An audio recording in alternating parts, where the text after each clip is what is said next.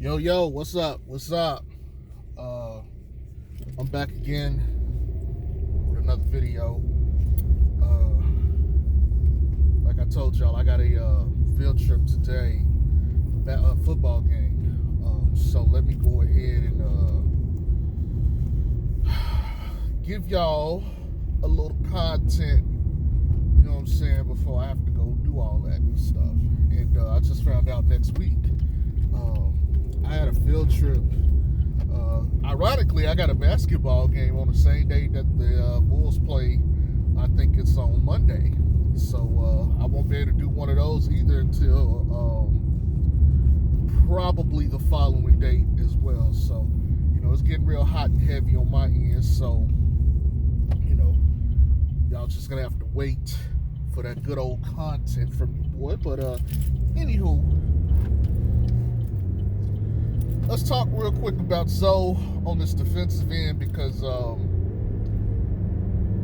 think we need to hammer in some things real quick. And by the way, I appreciate all the agreements and disagreements yesterday on my video. You guys all have your opinions, and I respect that, whether I agree or disagree. So I appreciate y'all's feedback and, voicing your, opinions. That's what this channel is for. Also, I've noticed too, I've gained like 4 or 5 subscribers since I did my first post-game video the other day. I appreciate you guys that, followed me, and anybody that I guess took the time out to maybe share my content that got those subscribers. I appreciate you for that too. And if you're new to the channel, just know I do not promote my channel. I leave that for the people. The best way you can do that, is, well, I ain't gonna say. You guys already know what that is. If you want the channel to grow, you know what you gotta do. That's my belief. Grown adults, they know, you don't need people on YouTube telling you, hey, like, share, subscribe, comment on my video. It's like, if you want to, you an adult, you know what to do. You know what I'm saying? I don't need to baby you guys. You all are mature adults, and even if you're not a mature adult, you're old enough to be like, hey, if I like the dude, I like what he's saying, I'll subscribe. You know what I'm saying? So, I just hope that I'm good enough to earn, your viewership at the end of the day. But anyway, it's almost 3 minutes in. Let's start talking about Lonzo on this defensive end, right? So, peep game. I know a lot of people. Well, let me aim this at myself. Let me turn the gun around to me. I personally have used the analogy that I think he's like a mix of Gary Payton and like Steve Nash, and I've also said not their extremes, but like a little bit of the in between, like sevens, as far as what their best attributes are. Okay, on a scale of 1 to 10, he's like a 7. So like, if Gary Payton was great at defense, Zoe is like a 7 in defense instead of like a 10. And I see a lot of people, online with these takes about his defense, and I just kind of want to, throw my hat in the ring here. Look, he'll never be Defensive Player of the Year. Ever. To my knowledge, only one guard has ever gotten Defensive Player of the Year, and that's the guy I just mentioned, is Gary Payton. Now, I could be wrong, and if I am, you guys can correct me, but I don't remember it ever going to a guard. It's usually always like bigger forwards and centers. To give you an example, Draymond, who really isn't a bigger forward, but he's a special case, and I'll go into that in a minute. Giannis Antetokounmpo and Rudy Gobert, those are like your guys who've won Defensive Player of the Year the last few times, and for good reason. Zoe don't have any of the skills that they possess. Zoe can't cut off a part of the court like Rudy can, and he's not freakishly athletic enough like Giannis to where Giannis can guard every position on the court at any time and can cover like 2 spots at one time. Like, it's just not feasible, right? He's 6'6", he's like maybe 210. He's just not that dude. And Draymond is one of these new set of like defensive pieces that have been pioneered, where they're like omni defensive positional pieces. What I mean by that is, the word omni usually stands for all or everything. And he's one of those players that can guard all five, everything on the court. You got guys like AD, Giannis, who are capable of this feat too. And Zoe can't do that. So the thing with Zoe here is, like, to be Defensive Player of the Year, you got to be able to do one of those things. You got to be able to impact or quarterback a defense on that level. Like, I know I'm going to get some comments saying, well, he can't quarterback a defense. Nah, not like Draymond, okay?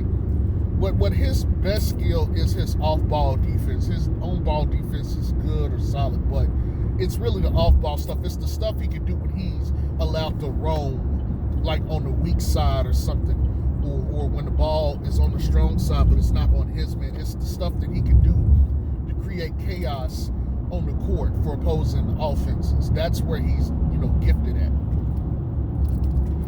And to me, that's not a Defensive Player of the Year. But what that is, that's like an all-NBA defender. That is a first-team, second-team, all-defensive player. And now there's some guys who are in front of him because of clout. And so in order to do that, he's going to have to, he's going to have to affect winning on the defensive end at the highest level. He's going, like, the Bulls are going to have to win, and he's going to have to, like, have some absurd, like, stat lines when it comes to the matchups. Now, most of the media guys don't watch every game, but what they will do, what will be talked about here is, okay, he may not guard De'Aaron Fox all game if they're playing the Kings. But if De'Aaron Fox goes off for 40, they're going to put that on Lonzo. They're going to be like, well, that's your point guard, that's your matchup, even if he wasn't tasked with guarding him. And so those kind of things will matter. Now, one of the things that I think could aid his cause, and let me preface this by saying I have no idea what the record is for either of these two stats, but Lonzo could either lead the league in blocks and steals, but blocks at position, not blocks for the league. Okay, so he could be the guard with the most blocks, or he could lead the league in steals, or both. And those would put him, when you start, splitting hairs, it's going to be like, well, how do you not have the most blocks by a guard? Like, that person is not all defensive team, Like, that's how you ensure that. Now, I want to be fair. If there was ever a chance for Lonzo to be like, okay, all defensive team, this is where, and this is why I hate the media, but this is where it matters. You have to have a narrative. If we're approaching March and they're saying Lonzo has the opportunity to break the record for blocks by a point guard or blocks by a guard, or break the record for steals in a year or steals per game, and his team is like top 3 or 4, there's a heavy possibility that if he breaks those records, like, his name will be in the Defensive Player of the Year conversation for sure. But I don't think he will ever get it unless he actually would break those records. Again, I don't know what the record are. Like, I don't know how many, per game he would need. I don't know how many over the season he would need for both. But the point I'm trying to put out here is you would have to do something legendary. Like, the reason Russell Westbrook got MVP that one year is, one, he took nothing and got them into the playoffs, okay? That's why he got MVP, but not just that, he averaged a triple-double. And I remember it being said, it's like, how do you not give a guy that averaged a triple-double the MVP? And I can tell you why, but that's not for this video. But at that point in time, it was a new precedent. And so it was like, wow, there were other players that definitely had great years, arguably better, and their teams were in better positions. It was a narrative. He averaged a triple-double. It hadn't been done since Oscar Robertson. He was the first one that did it. And they won games. Granted, they were expected to miss the playoffs. He got them into like the 5th seed. That, to me, and I think to everybody, was like, okay, yeah, he has to get MVP. You can't not give it to him based off of, how the precedent that was just set. Now, I'm saying, like, again, I said this at the beginning, I don't believe Zoe will ever be one of those guys who will be in talks for Defensive Player of the Year. Like, he would have to take a massive jump over, like, the next couple of years for me to be like, he could do it. But again, the point is for me to outline what I think it would take. And you see Rudy Gobert won it last year. I thought Ben Simmons should have. If there was going to be a guard that won it, I thought it should have been Ben Simmons last year. Ben Simmons was better than me defensively. But Rudy Gobert is the safe pick. And these media guys, unless you set a precedent or do something historic, 9 times out of 10, they're going to go with good old reliable. Draymond was the right pick when he won it. I think it was back in 2016. Giannis, he won his MVP.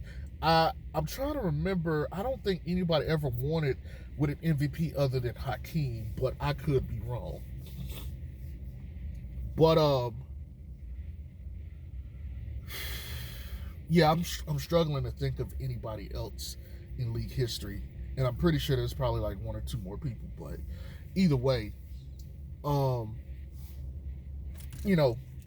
it's hard as fuck to get Defensive Player of the Year from a player who is all NBA already, or is one of those guys who perennially wins it. Like, you got to do something. You got to do something unheard of. Like, I believe the reason Draymond won it was the Warriors won 73 games, and he was the pioneer of their defense. They had like a top 5 defense. Like, look at that narrative. Okay, Rudy Gobert literally was limiting, like I said, Deion Sanders. He's limiting a part of the court that you can't really play in and score effectively. He alone elevates the Jazz from probably a mediocre to average defense to a all-time great defense just because of his presence.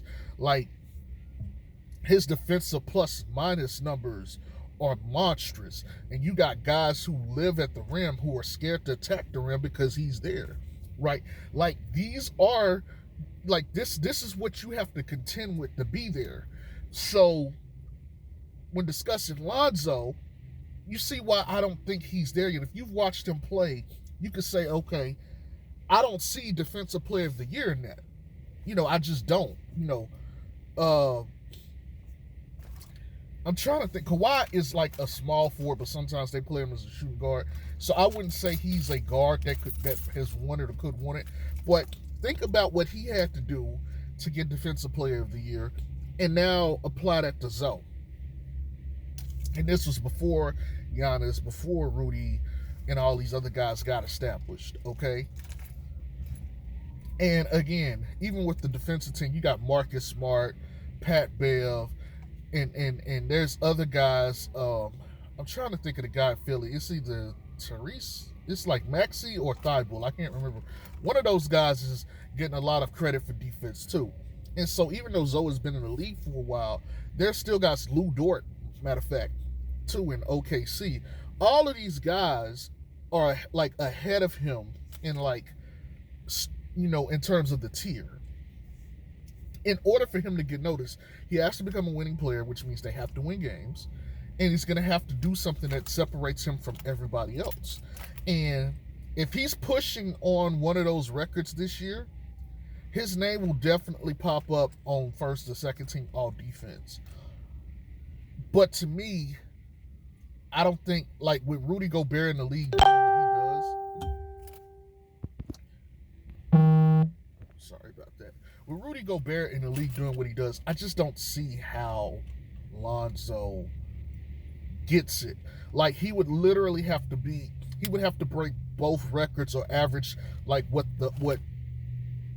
they averaged for a season and be like tie them to be like in that conversation. And the Bulls would have to be you would have to go in and like, but when the playoffs start, you'd have to say, well, the Bulls have a top 3 defense, and it's all because of Lonzo Ball. What he's done on the defensive end all year has been just incredible. He's led the league in steals. He's tied the all-time record for steals, and like, you need that kind of narrative going into the playoffs about Lonzo, to where that momentum will carry him in the voting. And if you pay attention to basketball, especially over the last couple years, it's all about momentum. Your momentum going into, the postseason is what it is. Now, the separation for that is MVP, because there'll be a lot of viable MVP candidates, but people miss games, and it's like, well, you missed too many games, I got to give it to this guy, or you started off slow, I got to give it to this guy, instead of, okay, who is the most valuable player to their team. And I hate to say this, but if I'm gonna be real, I hate that award in general, because you can't tell me Steph is more or less valuable than LeBron is to his team, and KD, and vice versa. Like, I believe each of those teams lean equally as heavily on those players. So who's more valuable to their team? Who's the league's most valuable player, right? I mean, they're all equally as valuable to me, in my eyes, to each of their teams. And if we're going to make that argument, I would say there is no true league MVP. There's just the MVP of the team. And then maybe you would, kick hats and kick, a hat in the bucket and say, okay, every team votes for their MVP. And then they get entered into a box and they get voted on for who has the best season. That might be the best option. But, there's really no true MVP in my eyes. Like, But I know I kind of went off subject there, but look, man, Lonzo is going to be a defensive menace, but his value is going to rise or fall depending on wins and, the actual defensive stat, that they track, the big 2 blocks and steals. I believe he had a block in the game against Detroit. I'm not sure if he had a steal. He gonna have to come with it every night. He gonna have to get like 2 or 3 of each a game. If he does that, he'll make an all defensive team. Because you can't tell me if Lonzo come out there giving you like 14, 6, and 6 with like 2 or 3 steals and blocks per game, and he's like playing exceptional defense, that Marcus Smart is better than him. Like, Marcus Smart is not gonna have better numbers, period. And so that's that in the winning part too. That's what he's going to have to do. And that's going to lead to them winning more games anyway, just in general. But anyways, I need to go grocery shop real quick because I need to get some stuff for the house. I just kind of wanted to broach this topic because I seen a lot of cap. You know what I'm saying? I seen a whole lot of cap online. And yeah, we had to kind of go ahead and kick this barrel real quick. But anyway, y'all have a good one. Peace.